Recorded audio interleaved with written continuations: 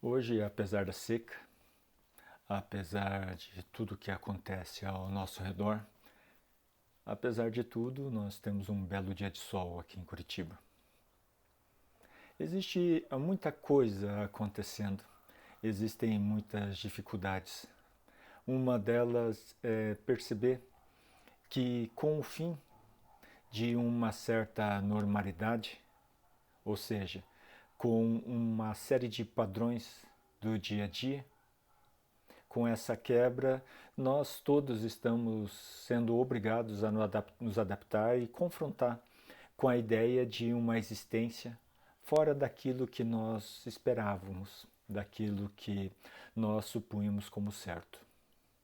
Seria como aquela pessoa que não se prepara para a aposentadoria por tempo de serviço e chega o dia da aposentadoria. Ele supõe que vai ter algo para fazer, que vai encontrar os amigos, que vai ter os finais de semana dentro dos mesmos contextos. Ele supõe uma série de questões. Mas quando realmente a aposentadoria chega, percebe que não tem 6, 8 horas do dia tomado com um trabalho específico, não tem 1, 2 horas de deslocamento, não tem mais o almoço fora do ambiente doméstico, não tem mais, digamos, a saída pós-trabalho, o happy hour, não tem mais os finais de semana, o futebol, o churrasco com os companheiros. Percebe que quando encontra aquelas pessoas que eram do ambiente de trabalho ou relacionados com o trabalho, clientes, fornecedores, gerentes, subalternos, etc., quando encontra essas pessoas, não é mais a mesma coisa, porque os assuntos mudaram. Essas pessoas enfrentam as situações do dia a dia, essas situações do dia a dia relacionadas ao ambiente de trabalho, negócios, alimenta as conversas. Sem mais estar presente, não mais participar, torna-se uma pessoa de fora do contexto. Uma pessoa que não tem mais uma participação eficiente, ou seja, as suas falas, os seus assuntos, os seus conhecimentos parecem ficar defasados. Do mesmo modo, o emocional acaba abrindo um gap, um espaço, onde aquele valor que se tinha desaparece ou pelo menos minimiza. No momento em que estamos enfrentando uma quebra tão grande de padrões, uma desconexão tão grande com aquilo que acreditávamos ser normalidade, nós passamos por uma situação similar. Não temos mais aquilo que nos dava valor, aquilo que alimentava o nosso sentimento de solidez enquanto personalidade. Não estamos aí trabalhar, não estamos frequentando os mesmos lugares, não estamos tendo festas, e se vamos nessas festas, se vamos trabalhar, existe o medo, a relação doença-morte, existe a culpa, a relação doença-morte, eu como vetor de contágio.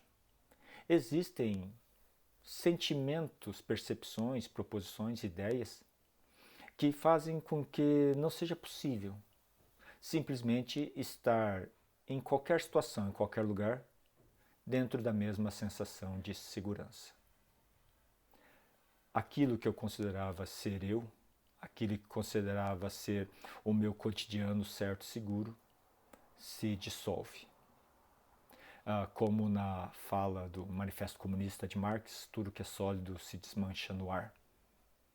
É muito interessante, né, a gente observar uma situação como essa. Eu não estou menosprezando o sofrimento que se vive. Nesse sentido, ao viver esse sofrimento, ao viver essa dissolução daquilo que eu considerava ser um seguro na minha vida, mas que basicamente eram padrões comportamentais que se repetiam no dia a dia, ao ter essa dissolução, eu percebo que ao desaparecerem esses padrões comportamentais, as emoções que eu tinha no meu dia a dia, e principalmente a segurança de não ter uma série de emoções, desaparece e eu passo a vivenciá-las. Eu passo a ter que olhar para mim mesmo. Eu passo a ter que conversar comigo mesmo e, eventualmente, perceber que muitas vezes eu não me encontro, eu não estou ali. Eu não tenho as respostas que permitem eu me sentir seguro, a minimizar o sofrimento, eventualmente nem o meu, nem a insegurança daqueles que me cercam. Dentro dessa situação, dentro desse estado, abre-se uma vertente inteira de percepção da realidade. Aquela segurança que eu tinha de me sentir presente no real, eventualmente era apenas uma ilusão construída. Essa ilusão construída, essa ilusão de controle na qual eu baseei os meus dias, na qual eu me permiti dormir tranquilamente, acordar tranquilamente, não estando mais, o que me sobra? Sobra pouco, na verdade, talvez quase nada. Talvez sobre a esperança de retomar a normalidade. Mas talvez isso não ocorra. Ou, pelo menos no ponto de vista de vários, não vai ocorrer. Isso significa que não existe mais nada para mim, para ninguém? É justamente o contrário, né? A partir do momento que se quebram padrões, a quebra de padrão significa a capacidade de compreender que é possível aprender algo novo.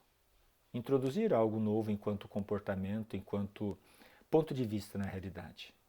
A quebra do padrão, no final das contas, ela acaba sendo muito mais do que, pelo menos dentro da ordem do aprendizado, muito mais do que uma questão negativa, uma questão positiva. Eventualmente, a experiência que estamos tendo como coletivo, como mundo, como humanidade dentro da situação pandêmica, ela nos abre a chance de reconhecer que os padrões não são sólidos, eles se desmancham. E então eu deveria desenvolver uma capacidade de aprendizado. Aquilo que na meditação Zen chama de uma mente de principiante.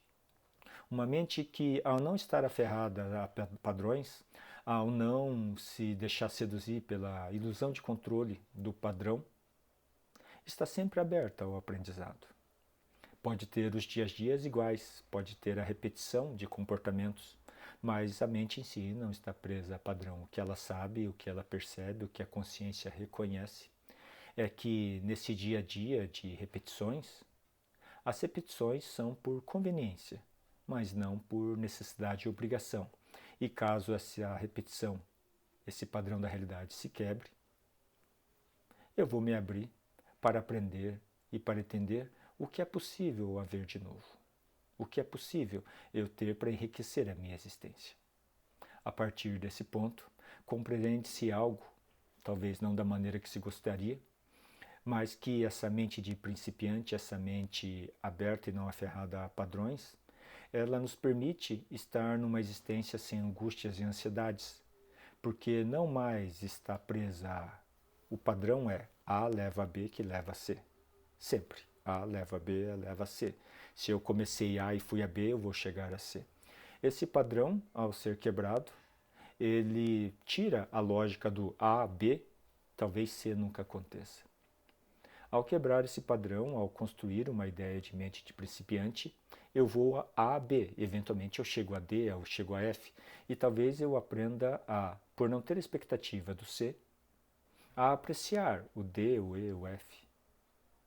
A mesmo na dor, mesmo no constrangimento, mesmo na tristeza, mesmo nos vários sentimentos que posso acompanhar, não chegar àquilo que se objetivava originalmente, eventualmente se compreende que a existência é existir. Estar nas experiências, ter o sentido de presença, para não a partir de padrões de reconhecimento e julgamento, avaliar que, se não foi o ser, tudo o mais é ruim. É uma chance, é uma grande oportunidade de crescimento para todos nós.